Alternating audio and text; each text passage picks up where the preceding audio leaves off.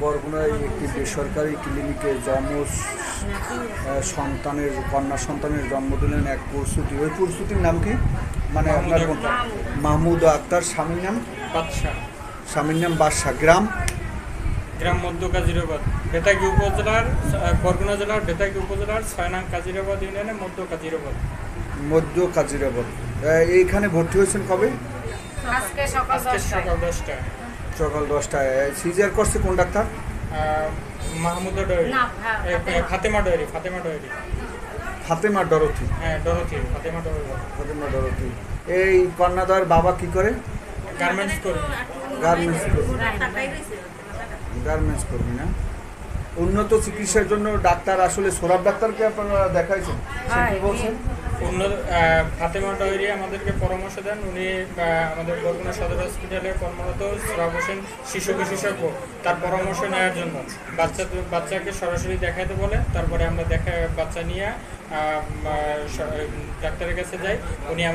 উনি এবং ফাতেমা ডয়েরি দুইজনই আমাদেরকে উন্নত চিকিৎসার জন্য ঢাকা মেডিকেলে নিয়ে যাওয়ার জন্য বলছি। ধন্যবাদ। বরগুনায় একটি বেসরকারি ক্লিনিকে যমজ কন্যা সন্তানের জন্ম দিলেন এক প্রসূতি। ওই প্রসূতির নাম কি? মানে আপনার মাহমুদ আক্তার। স্বামীর নাম বাদশা। গ্রাম মধ্য কাজিরাবাদ, বেতাগী উপজেলার, বরগুনা জেলার বেতাগী উপজেলার 6 নং কাজিরাবাদ ইউনিয়নে মধ্য কাজিরাবাদ।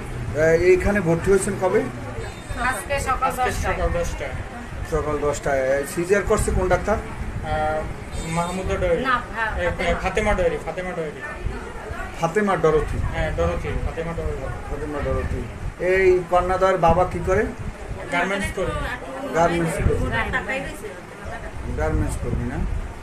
উন্নত চিকিৎসার জন্য ডাক্তার আসলে সোরাব ডাক্তারকে আপনারা দেখাইছেন, কি বলছেন? ফাতেমা ডয়েরি আমাদেরকে পরামর্শ দেন। উনি আমাদের বরগুনা সদর হসপিটালে কর্মরত সোরাব হোসেন শিশু।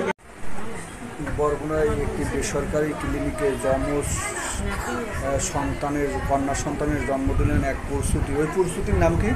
মানে আপনার মাহমুদ আক্তার। স্বামীর নাম বাদশা। গ্রাম মধ্য কাজিরাবাদ, বেতাগী উপজেলার, বরগুনা জেলার বেতাগী উপজেলার 6 নং কাজিরাবাদ ইউনিয়নে মধ্য কাজিরাবাদ। এইখানে ভর্তি হয়েছেন কবে?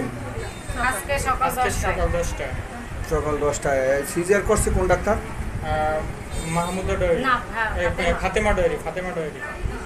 ফাতেমা ডরথি। হ্যাঁ, ডরথি, ফাতেমা ডরথি। এই কন্যাদার বাবা কি করে? গার্মেন্টস কর্মী না?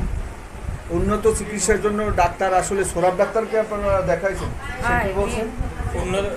ফাতেমা ডয়েরি আমাদেরকে পরামর্শ দেন। উনি আমাদের বরগুনা সদর হসপিটালে কর্মরত সোরাব হোসেন শিশু বিশেষজ্ঞ, তার পরামর্শ নেওয়ার জন্য বাচ্চাকে সরাসরি দেখাইতে বলে। তারপরে আমরা বাচ্চা নিয়ে